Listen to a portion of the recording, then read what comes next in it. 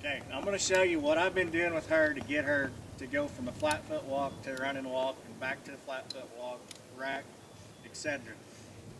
The main thing you've got to understand with her and your other Molly both is when you want them to slow down from a rack to a running walk or from a running walk to a flat foot walk, don't demand them to do it right then. Just kind of let it, just imagine a swan gliding in on a pond.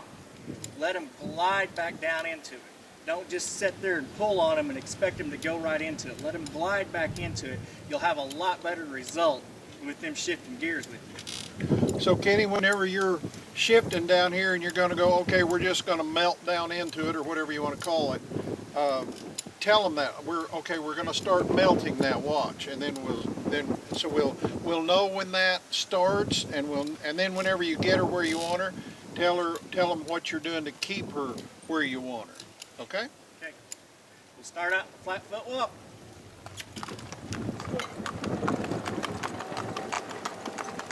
Do you have to do anything to get your flat foot walk to speak of? I mean, to hold her back off the running walk. Yeah, she wants to get a little fast, so I've got her where if I'll just bump that rein a little bit, she knows she's supposed to slow down. It looks like you're hanging on the left a little bit and bumping the right. Is that correct? Correct. Okay. And could you speak up for us just a little bit when you talk?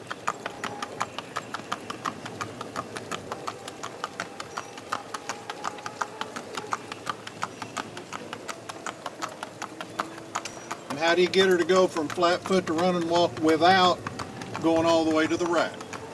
Tell her walk. You just push just a little bit with your heels. Walk.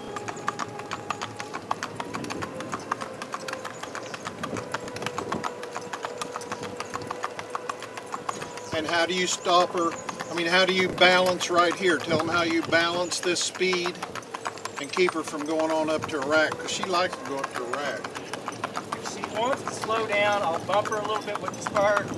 Usually with her, you've got to hold her back because she wants to go on into that rack. Just hold a little tension on her, she'll stay in it. Now I'm going to have her go back down into a flat foot walk. Slow.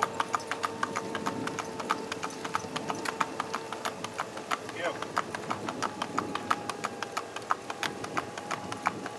Just hold her slow. Just pull back very little on the rein. So would you say you're trying not to take her mind off her work, but you're just trying to adjust her ground speed? Is that correct? That's correct. Walk. So you still got a little more. Oh, you're going back up? Okay.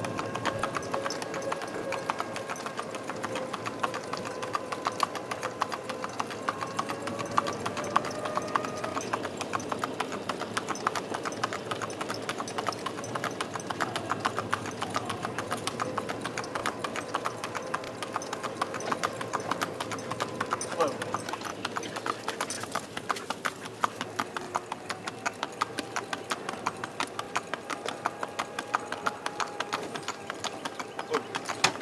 And there's the whoa you wanted. Yeah.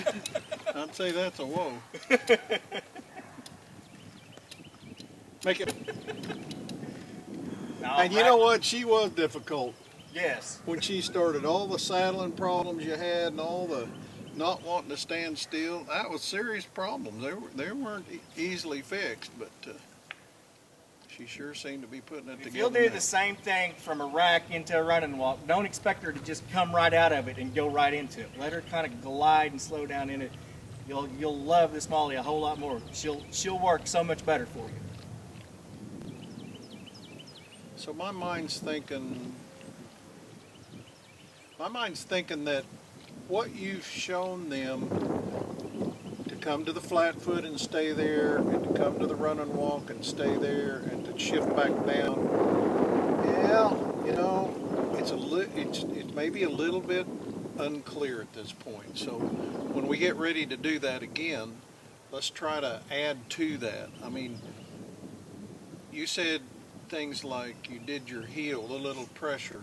How much is a little pressure, and was it the heel or the spur? You know, tell us about that, Kenny. I mean, what's the definition on a little pressure with I'm your just heel? barely touching her. So you're My tickling. foot is just barely going against her. You're tickling.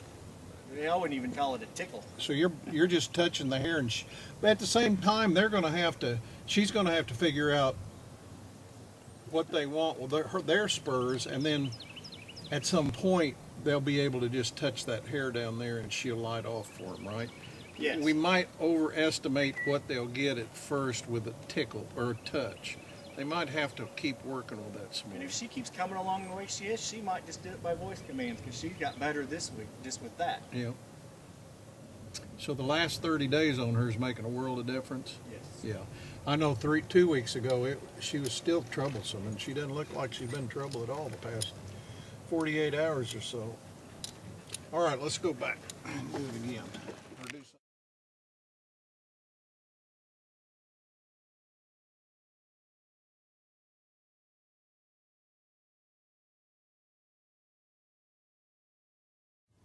And we're going to start out the flat foot walk again.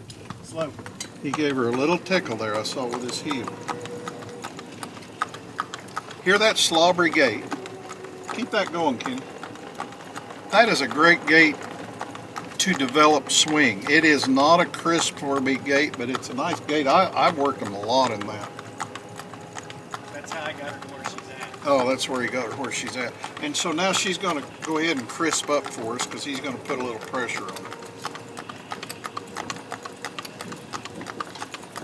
What kind of pressure? What kind of pressure shifted her from the sloppy gait to her flat foot? Just told her slow again.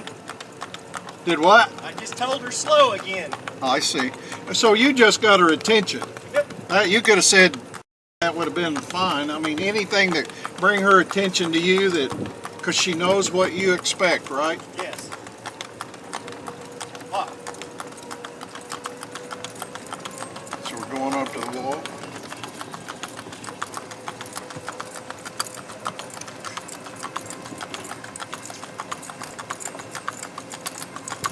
Getting ready to go across a little slab bridge. A lot of times they'll shift out of gear on them. I think your mule may be solid enough not to do that. Yep, looky there. Good job. Racket. So we're getting a little hop at first, and then she levels down into her rack.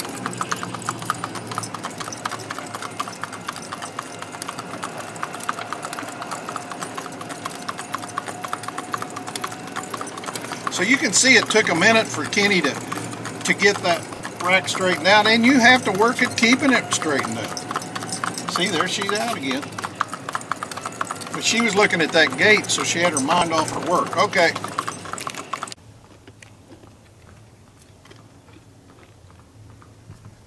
He's got a little downhill run there, and he's using that for that swingy gait. He'll bring her out of that in just a minute.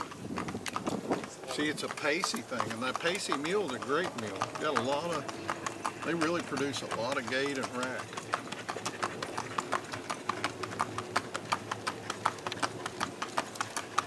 Kenny, do you think that was pretty normal on her shifting into that rack to have to get lined out and straightened up? It is. Yeah. What do you do to get her? I mean, I know you're just having to lay down in the saddle and ride through it, but you might define that a little bit. What I do is pull back and just continually just take my spur and tap, tap, tap, tap, tap to make her push on and go until she lines out. Well, I couldn't tell that you were pushing through ground speed to reach a different ground speed. Did you increase the ground speed to find the rack beyond that? No. You just kept pecking at her till she straightened up.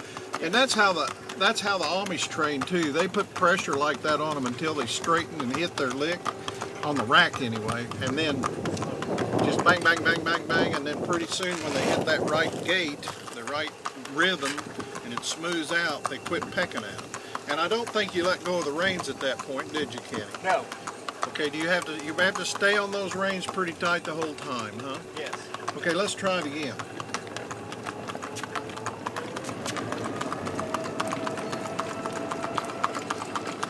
That went a little quicker that time.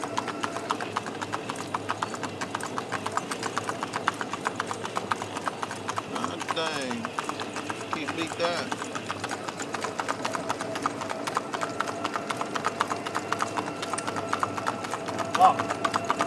She got a little sloppy there, and I thought he was a little late telling her to get back with it, but he did, as you saw. Oh, you pull her down? Rack.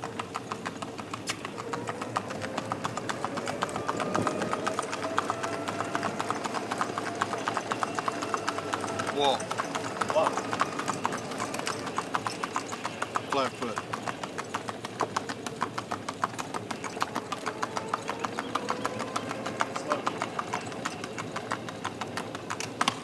See, he gave her a minute to go on down to that flat foot. You can't be too quick about that. I mean, you can't have them trotting underneath you, but if it's taking them a minute to realize what you want, then you have got to give them time to think. And when you're running full speed ahead in a running walk, if you're running down the road and you want to slow down, especially if you're going down a hill, you can't just hit a running walk. You've got to slow your ground speed down and work your way through. You got to work your way through that transition between running down the hill and slowing down to a walk down the hill, and that's about as good an illustration as I've got for you.